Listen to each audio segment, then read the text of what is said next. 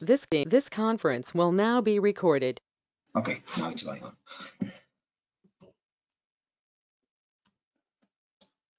All right, so you were saying, Rolf, sorry, something else, or? No, I think look, just I'd say let's see where it goes, and if you have a proposed way of doing it, it should be completely fine to work it in, and then we can see if others want to respond and come in with their own considerations. It's always a good starting point, in my experience. That's the approach, or Ralph, we have taken for the PowerShelf as well. Birata and us have stepped in. We have laid the foundation for that, and I guess we are looking at the CDU and the tank, and I think your suggestion is valid. We can set a framework of that, so we cover all the parts, and then we will perhaps reach out to the other stakeholders to get their input, and so that we can put a structure around it.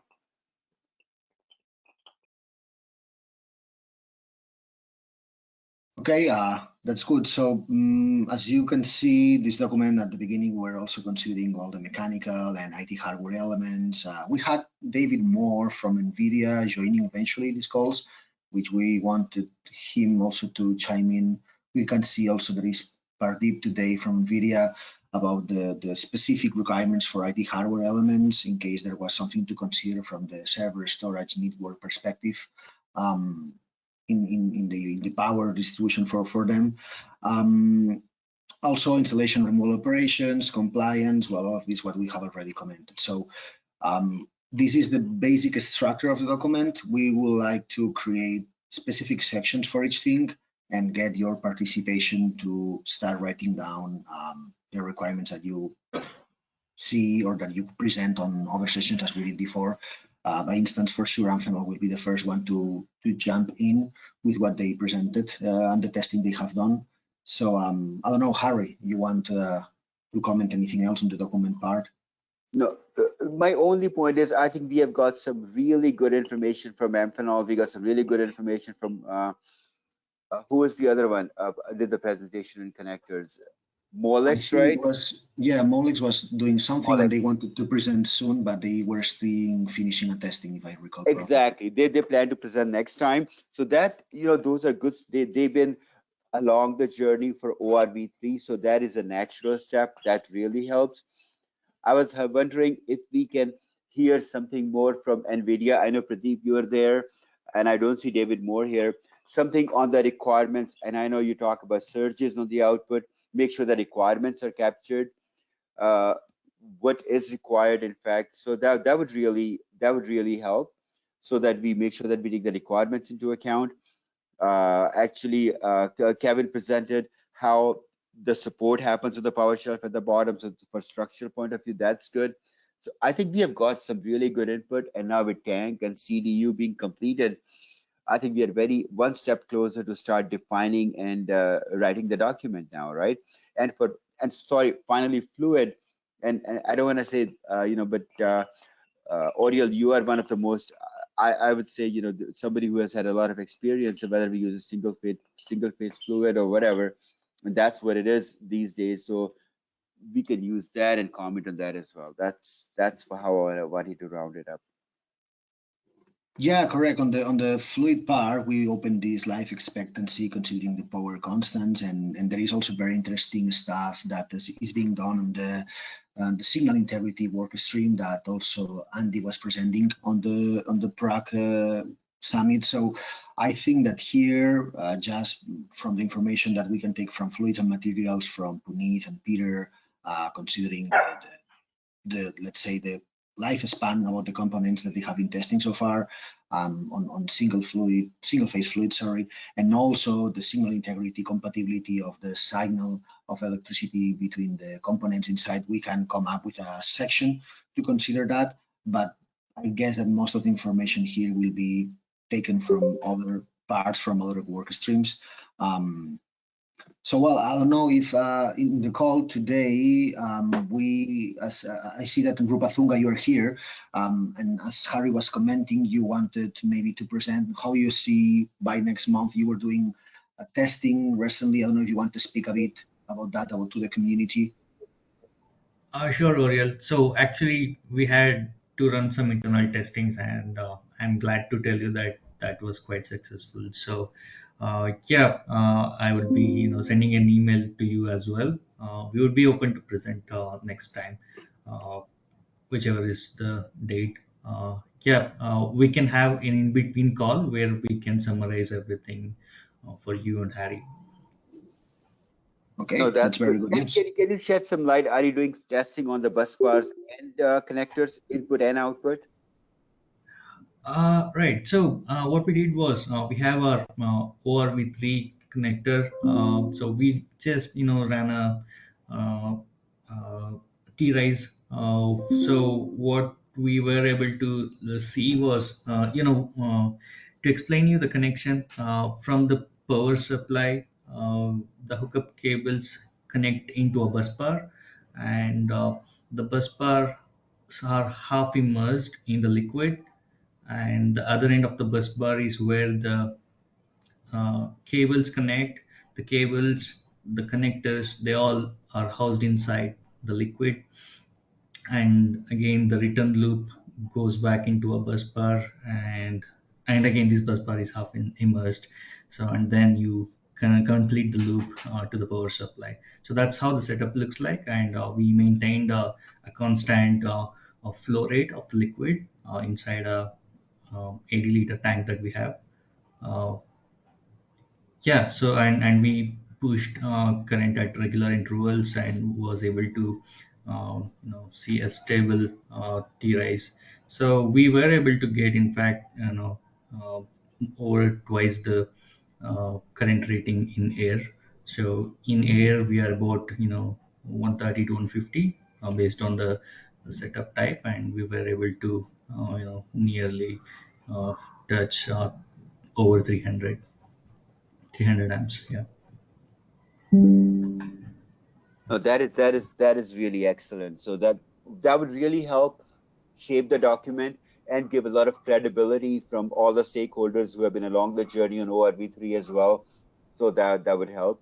And I'll reach out to David and the team at NVIDIA as well to see if we can, are there any specific requirements we should be looking at in immersion, or from signal integrity, I think we need to look at, of course, we need to test the EMI compatibility. We need to take care of the magnetic design. So, so we can reach out to the stakeholders on that as well. Anybody else Sure. wants to comment on that as well, on signal integrity or other aspects of this? I see a lot of participants today. Hey Hi, Harry, Harry, and how are you? This is Guanli from Amphenol. Regarding the Oh, test that we have done, yeah. and for the document that you are sharing now, I can write something on that. Do you have specific section on in which section do you want me to put the content? Hey, hello, thank you, Wang Li. Yeah, we will open Yeah. a section during this week or next week as late Yeah. for that. So I will point you out to which is the number that you need to search inside and open on develop there, because it will have this text box that you can make highlights. It will have you see these headings, item description. So all of this will be on the section that I will open for you. So yeah, I can ping you out, and I can just focus on you where you can start writing after you're testing all of the development. All right, that sounds good. And can you share me where can I find this spec, this document? Document is in the invite that you have on the calendar. There is a description there where you can see a lot of links. One of those, it's actually so let me see if I can show you for a second my calendar. Today we have this here. So as you can see here, there is generic links in the invite, and there is the one for the last okay, official requirements document, open for participation. If you click here, you can go straight to this document. Okay, that sounds good. Thank you, Harry. No problem.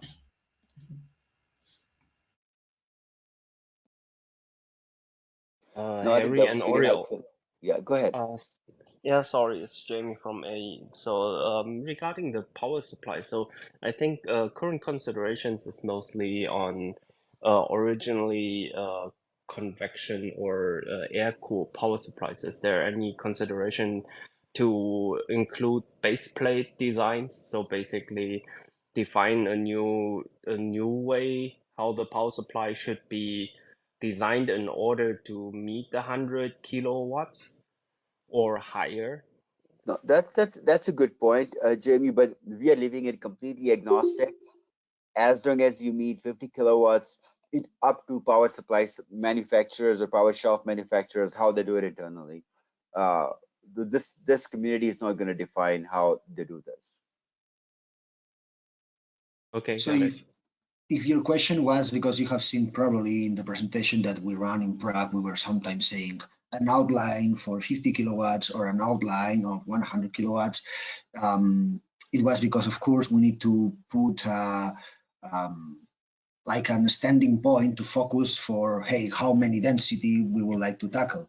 That is not a perfect number, but we need to say something. Yeah. So of course, the tanks, at the point of view of the tanks, we are trying to do tanks for 50 and 100, just as a point. Maybe in the future is 150 to 100. We don't know yet.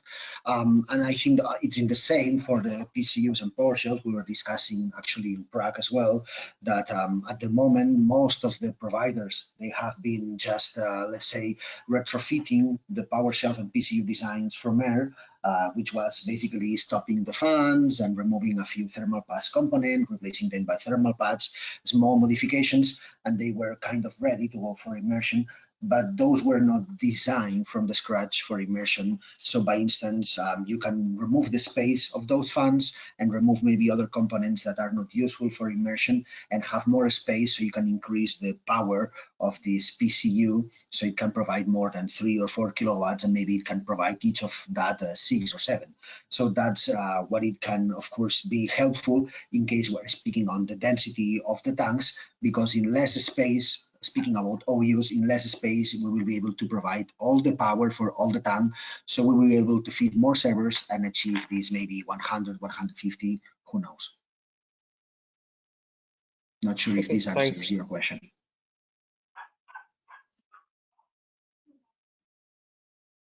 Okay. There was some other person asking, I don't know, or talking after Harry's question.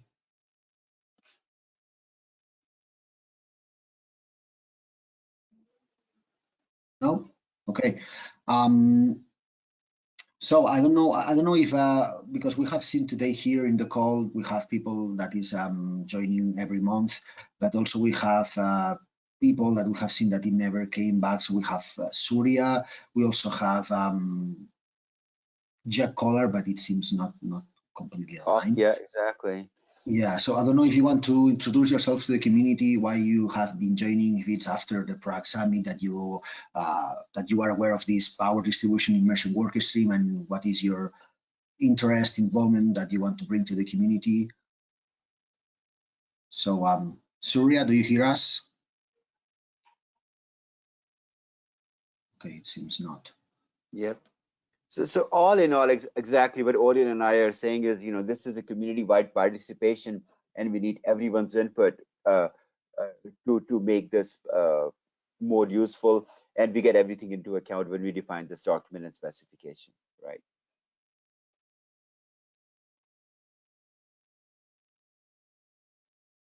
Yes, as Ralph would say, and stealing his thunder, that we are hitting a lot of crickets. So.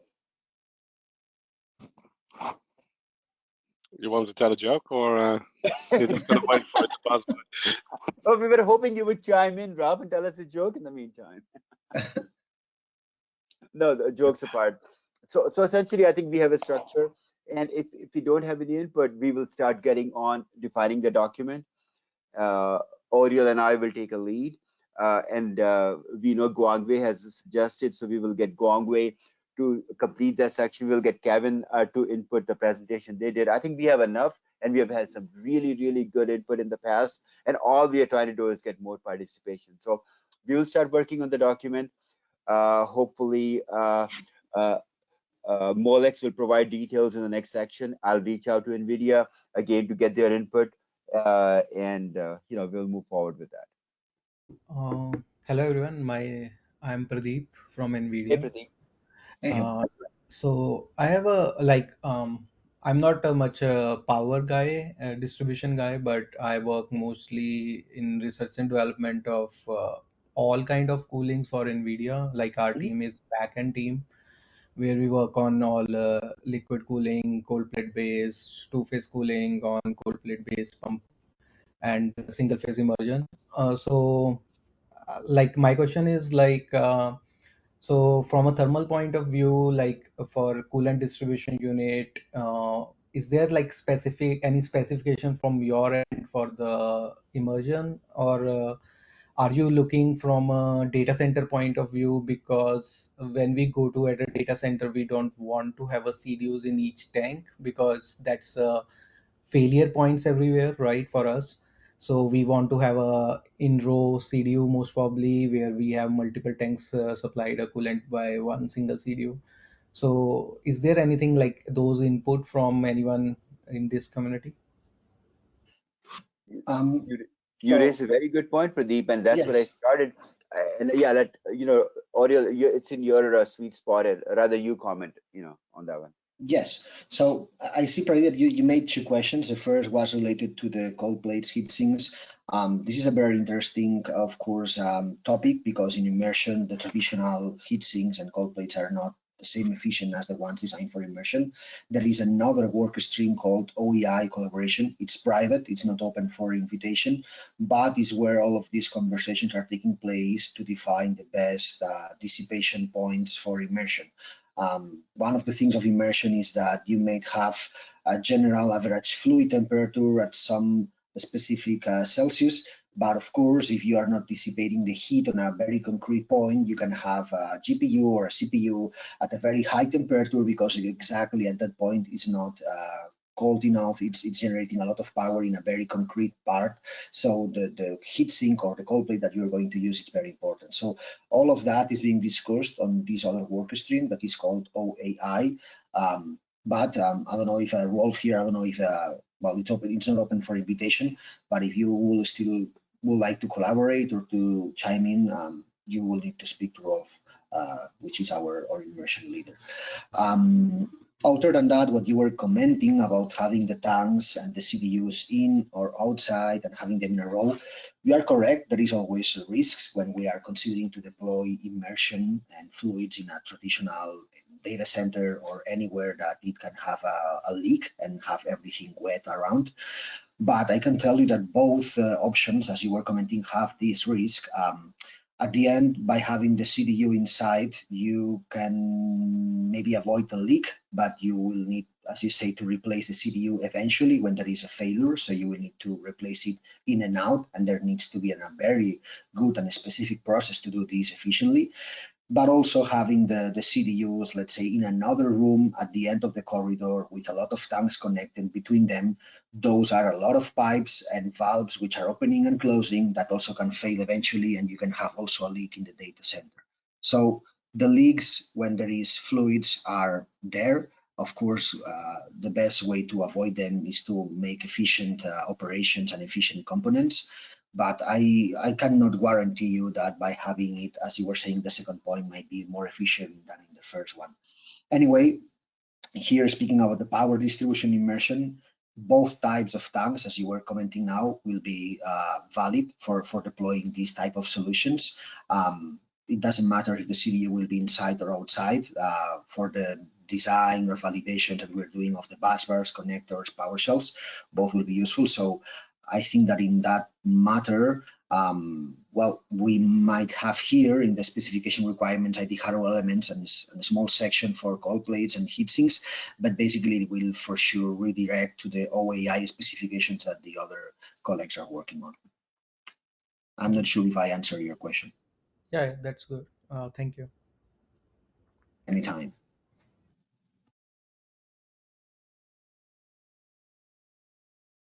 No, I think that was interesting input on that perspective. So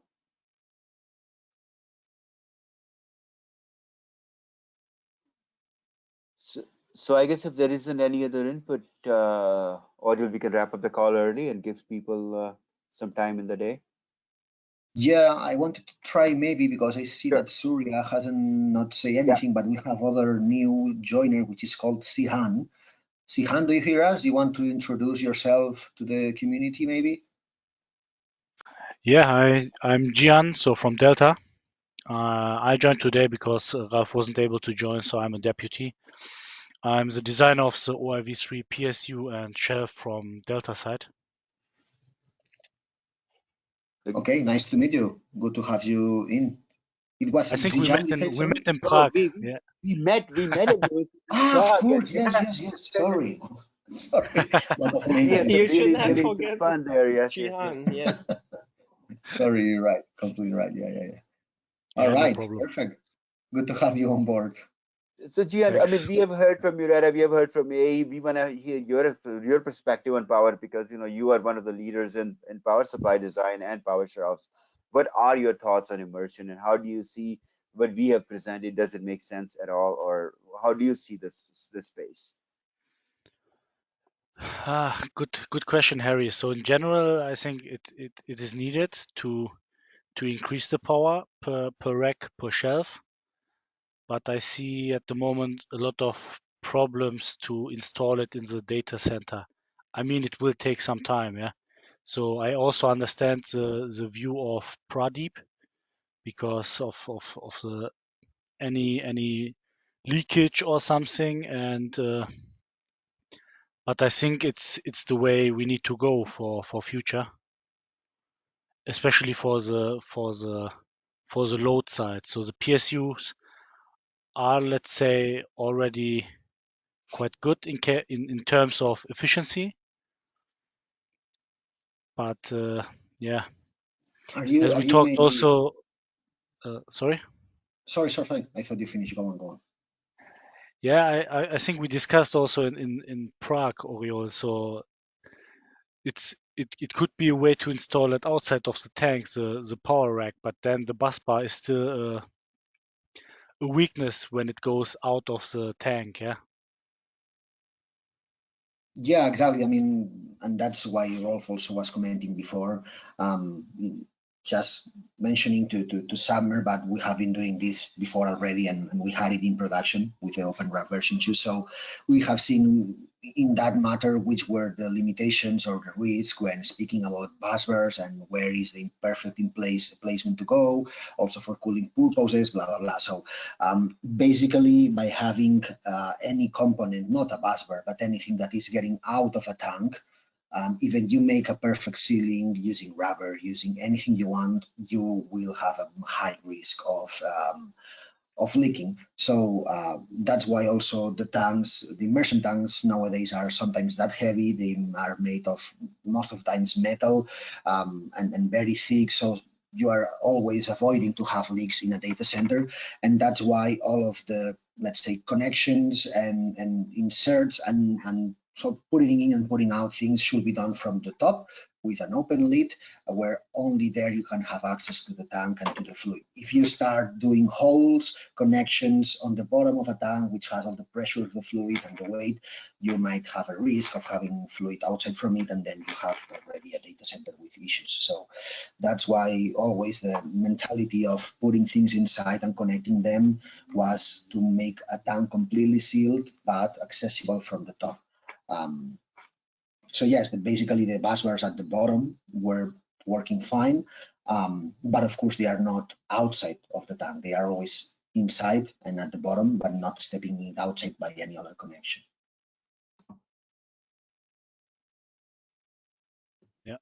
Yeah. I mean, I can understand this, yeah, because of any temperature cyclings also on. So when the bus bar gets hot and cold all the time, also the rubbers and so on will work. So it makes definitely sense to put it inside the tank.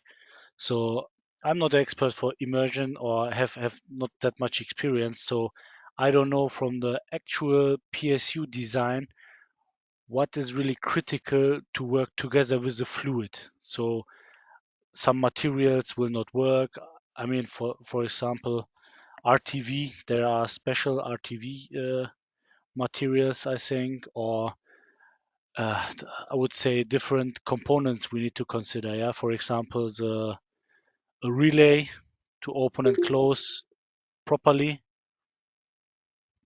because the case will also have the liquid inside, right?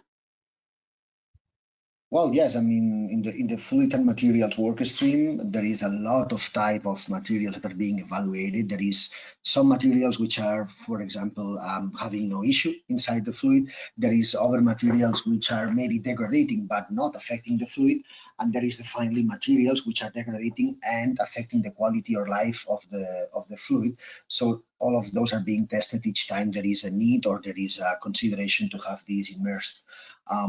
So far, with the ones that we have been working upon today, there has not been any issue.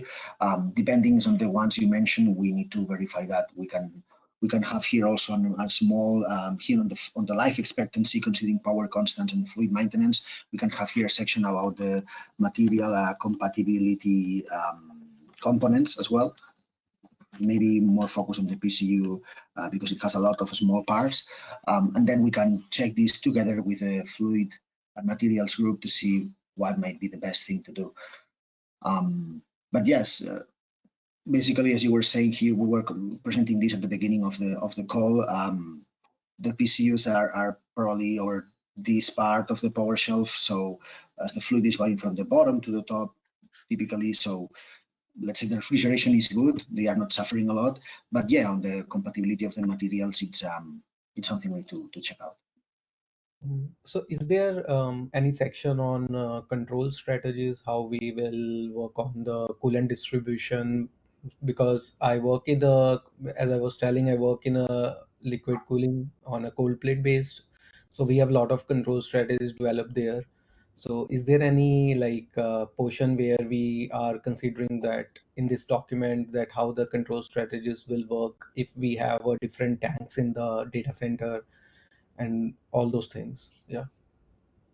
When you say control strategy, what do you refer to? If you Like can. suppose if we have different racks of cooling group when we use in a cold plate. Mhm. So if you have a different rack, then the pressure drop across those racks will be a difference, and the coolant will go to those rack will not be will not be a same flow rate. So we need to control, we need to have valves and some kind of control strategy so that it can be operated automatically, everything, because we don't want operators to go every time if the change of the server is taking place or something like that is taking place in the data center. So the current flow rates going to the servers is also controlled automatically in that case. But in this case, I understand that it is a tank, so we don't need to worry about flow rates going to a server, but at least flow rates going to a tank if we are using in-row CDUs instead of CDUs inside the tank, right? Maybe I can help out here a little bit. This workstream is exclusively looking at power distribution strategies within generic use of immersion cooling technologies. If there is interested, if you're interested in discussing fluid distribution strategies and the control mechanisms, there's the hardware management for liquid cooling workstream, which is looking at all the at creating a redfish open schema for liquid cooling management. Immersion requirements is touching upon some of the aspects regarding safety, but currently there is no workstream specifically addressing dielectric fluid distribution across tanks. That is so far dealt with in the various IPs of different vendors. Okay, okay. Yeah, that's what I want to know. Thank you. That's very well explained, Rolf. And maybe in the future, we guess that if immersion gets bigger and increases, probably the different IPs, as Rolf say, of different tank providers or strategies might come up, and also a big open requirement for immersion tanks can come up. We don't know, hopefully. But yes, Rolf explained it pretty well. Yeah, yeah. Actually, my work is mostly at a data center level, so I look at the things from that perspective. So sorry for that. No, that's fine. That's fine. Okay, so if I don't know if anyone has any other questions, things to comment today.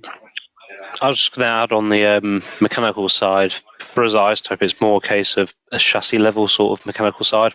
So we don't necessarily have all of the details or don't utilize all the same things as the full tank immersion. So if we can get a sort of subsection that applies to a bit more on the vertical rack side that takes leading and learnings from the immersion side into a different format.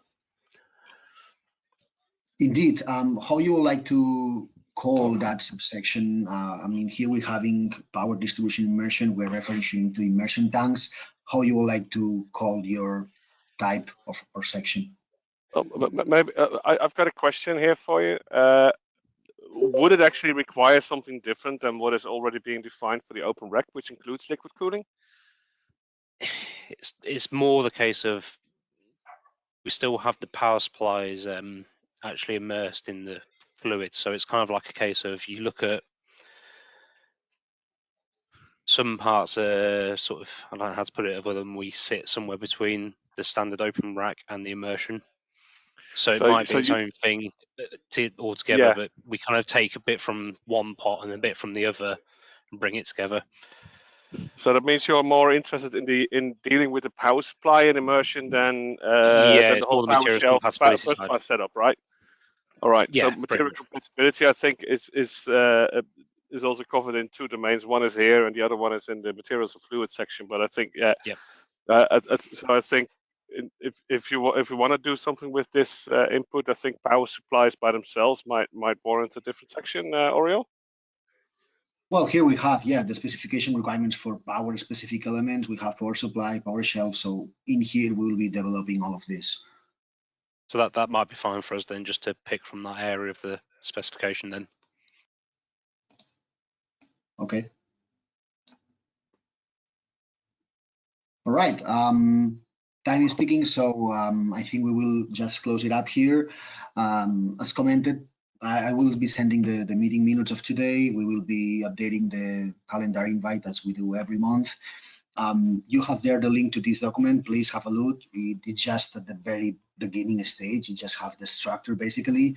But if you have the need of having a subsection or you are running any testing that you want to share with Harry and myself so you can present it to the community on the next call and start having a section here to write down, please let us know.